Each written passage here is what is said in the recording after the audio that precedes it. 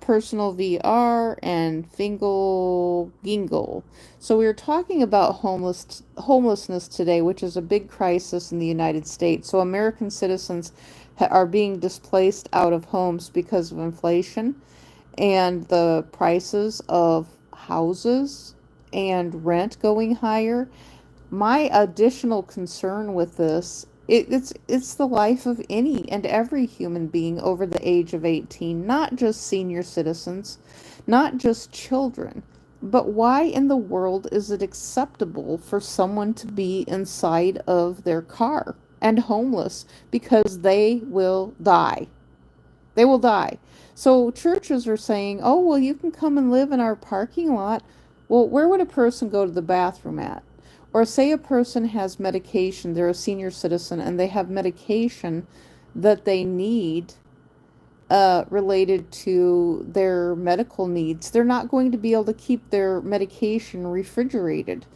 They're not going to have a place to go to the bathroom. A senior citizen will die. And so, why people find this acceptable, I just have absolutely no idea. And it would be the same thing for any human being because it's not just children, and there's such a big emphasis on children in cars and not leaving your baby in a car. And I find that confusing why people just do that, but it sounds like some people just forget that they have kids. I don't know why, or they just put that story on TV. But in the past years, the legacy media has never addressed the issue of senior citizens living in their cars, and the churches that have said, well, senior citizens can drive their car if they have a car. If they have a car. Otherwise, I don't know where the senior citizens will stay. If you have no friends, you have no family. There is no place for people to stay. Now, there's this young man um, who sometimes will post or he'll make comments on my channel, and he told me he does not agree with my thinking. He only has a tunnel vision of what he considers homelessness. And I tried explaining to him that we have varying degrees of what homeless is because we have United States military who are homeless at any given time related to transient living. We have homeless people who are homeless because of transient from divorce. They've lost their property because of storms and they have no place to live. I mean, that's what all these storms are about related to FEMA and people who have just lost their place to live.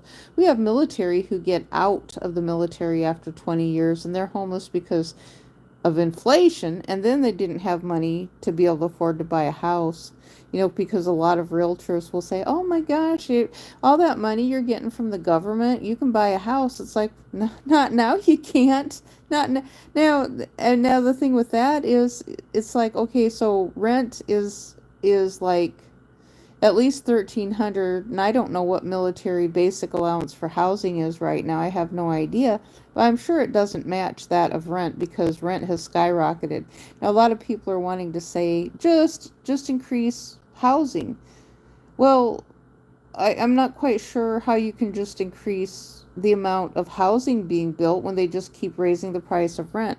Well, in my mind, it's like, well, if you increase the price of rent right now, I'm thinking you just increased and made it so that you can money laundering off of the Airbnbs. So the Airbnbs are a big problem because they're sitting vacant.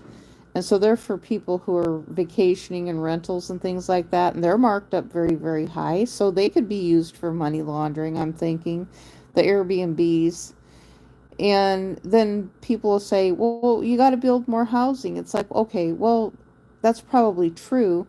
But at the same time, they build the new housing and then they sit on the inventory of what is already built. So they sit on it as though, to say that they need more housing. Well, the thing is, then they keep the price high. Well, they brought the migrants in. They moved into the Airbnbs and the rental units. They preferred them over everyone else, over American citizens. And you know who's been displaced? American citizens. And I heard that conversation on Congress. They've talked about that before. They said American citizens are the ones being displaced. So I include people from the ages of 18 and above because if you have a young adult who is 18 years old, we all know right now that they can't